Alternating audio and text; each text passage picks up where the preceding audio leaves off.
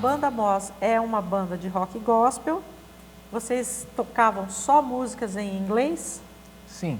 Composições autorais? Composições nossas, exatamente. Só composições autorais em inglês? Na maior E parte vocês do tempo, têm sim. uma trajetória bem legal, assim. Eu imagino que vocês devem ter tocado fora daqui também. Eu queria que você falasse um pouco Sim. dessa trajetória Sim. e também das gravações Sim. de DVD, CDs e tal. Tá legal. E aí foi assim, em 97 a gente começou ali a compor e tocar e tal. No comecinho do ano de 2000, perdão, no começo do ano de 1998, foi quando a gente entrou num estúdio aqui na capital para fazer uma demo. Que na época, para a galera que talvez não conheça, é você fazer um trabalho que não tem aquele objetivo de ser um álbum completo. Só uma demonstração Uma mesmo, demonstração registrada. E aquela fita cassete, que era na época, era o que todas as bandas faziam, né? Gravar uma demo e aí replicar e fazer várias cópias. Isso foi mandado para muito lugar do mundo, assim. Como na época tudo se fazia por correio, de maneira assim, independente, né? A gente recebia cartas dos lugares mais inusitados, assim, de que as pessoas estavam ouvindo aquele material e gostando dele. E aí uma distribuidora de Portugal pegou essa demo e começou a distribuir ela na Europa. Então a gente chegou a entrar um pouquinho nesse cenário bem independente do rock underground, assim, que foi muito legal. E aí, no ano já de 1999, eu já estava ali frequentando bastante o estúdio, né? A gente gravou o nosso primeiro álbum, o nosso álbum de estreia, né? Que foi o Gothic Soul, foi gravado lá no Luiz, lá no estúdio dele mesmo, né? No LA. E eu participei da gravação, né? Ajudei a gravar, assim, e foi bem legal, assim, foi o nosso primeiro lançamento. Esse lançamento rodou bastante, assim, ele foi, se eu não me engano, um dos primeiros álbuns de metal cristão do Brasil, gravados em CD. Se não foi o primeiro, mas eu acredito que tenha sido um deles. Se não foi o primeiro, foi o segundo, assim. Na época foi bem interessante. E aí, depois desse álbum, a gente continuou sempre compondo e tal. Aí a gente, como eu já trabalhava no estúdio, a gente gravou mais umas músicas lá, umas 3 músicas de bônus, com uma pegada mais heavy metal, assim. E aí a gente colocou num relançamento, a gente relançou ele, só que por uma gravadora de São Paulo, com a arte toda colorida, uma arte já mais bem elaborada, com fotos mais bonitas e tal. E a gente seguiu sempre lançando coisas. Aí o álbum seguinte foi o A Matter of Time, que foi um álbum gravado aqui também, num outro estúdio que eu trabalhei, que foi na Pantanal. A gente gravou ele lá, foi uma produção maior, mais elaborada. E ele também foi lançado fora do Brasil. Inclusive, é uma curiosidade, ele nunca foi lançado no Brasil, esse álbum. Ele foi lançado na Bombworks Records, que é uma gravadora dos Estados Unidos. E as cópias que foram distribuídas no Brasil, vendidas aqui, vêm de lá. Ou vinham deles, da própria Bombworks, ou nós fazíamos uma distribuição mesmo, a gente. Nunca foi lançado no Brasil esse álbum. É um álbum muito, muito legal, muito bem elaborado, muito bem criado, assim. E aí, depois do A Matter of Time, a gente lançou um EP chamado Lost Essence, que foi totalmente gravado por mim e pelo Rodrigo. E que contavam com 4 ou 5 músicas, foi um EP, né? Que foi lançado digitalmente já. Isso a gente já estava nessa era de internet, ele foi lançado digitalmente apenas. A gente nunca lançou ele fisicamente, só no formato digital.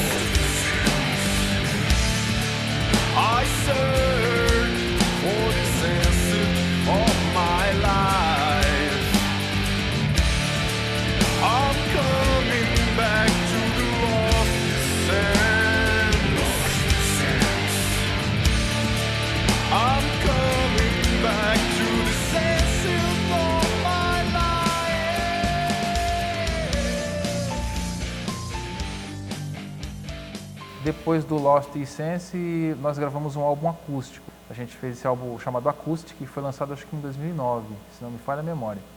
E bem legal, assim, algumas músicas nossas e alguns covers todos em versão voz e violão. Basicamente só voz e violão. Foi bem legal. Você chegaram a fazer DVD também? Então, e aí logo que a gente fez o Acoustic, no ano seguinte, a gente fez o DVD.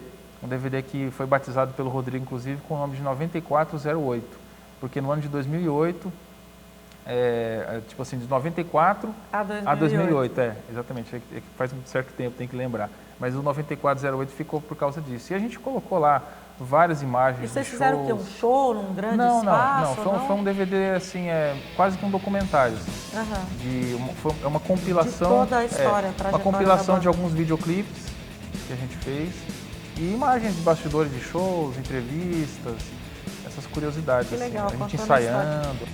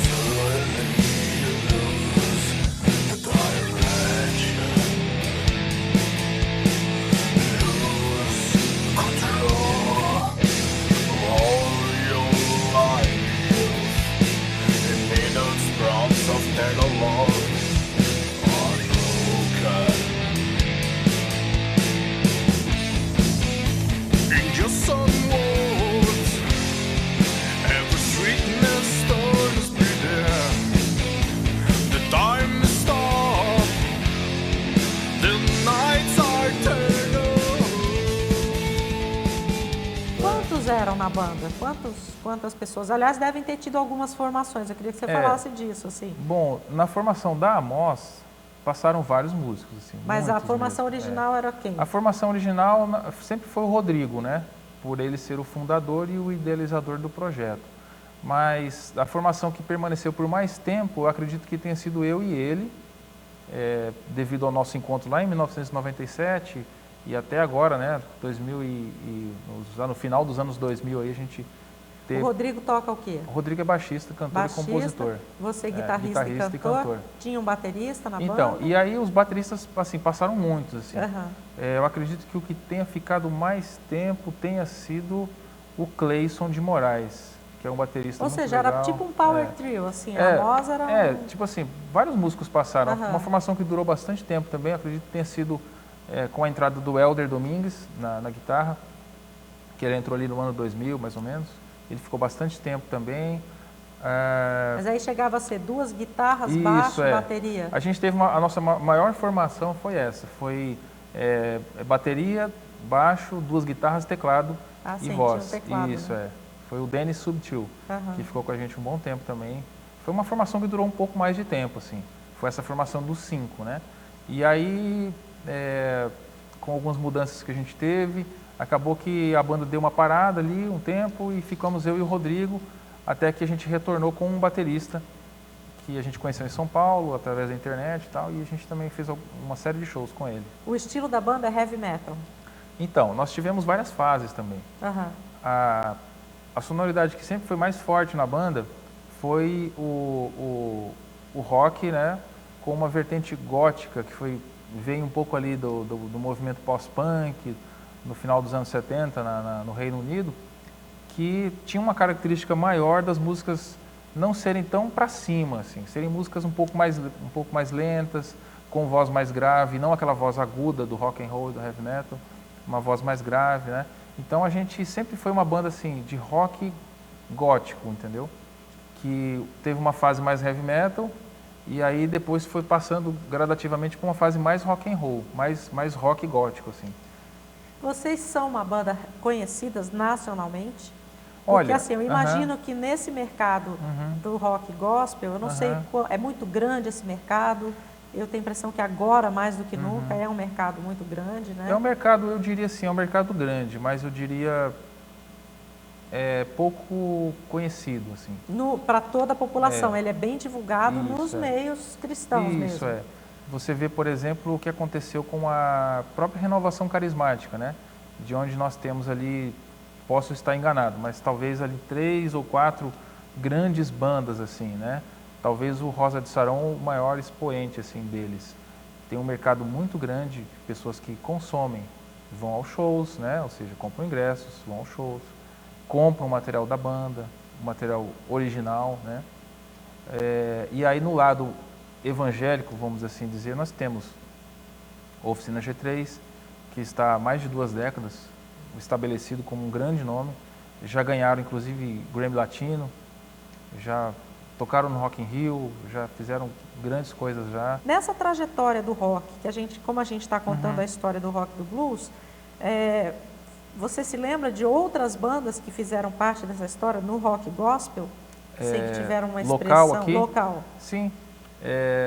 O Itered foi uma banda que teve uma atuação bem legal aqui, principalmente nas casas especializadas de rock, mas acho que essa banda ela não está mais em atividade há um bom tempo já. Tinha o Crença, foi uma banda que são sempre bandas que ficaram nesse Heavenly Host, a gente gravou Heavenly Host no Som do Heavenly Mato. Host também foi uma banda que teve uma expressividade muito grande aqui também e também conseguiu levar o trabalho deles para outras fronteiras, né? O Putrid Flash também, acho que foi um projeto do Guilherme Fico. E assim, são projetos que sempre aparecem e geralmente são muito bem feitos, mas que parece que não duram muito tempo. Eu realmente não sei porquê, assim. As pessoas vão tocando e tal, e porque assim, o para mundo você vai mudando, levar uma banda, sempre tem que ter alguém na linha de frente, persistente, pois né?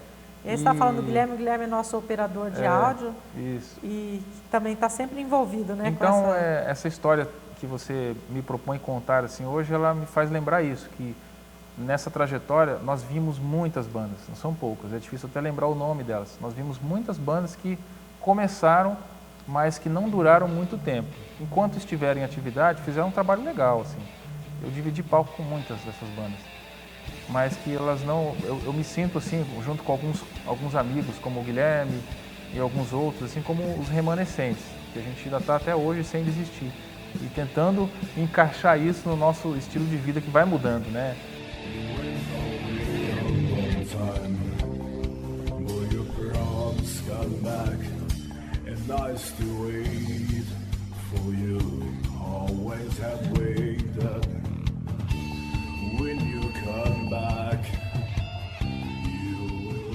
Estamos contando a história do rock gospel em Mato Grosso do Sul, aqui com Evandro Vaz. A gente para o intervalo e daqui a pouco o Arquivo Musical está de volta.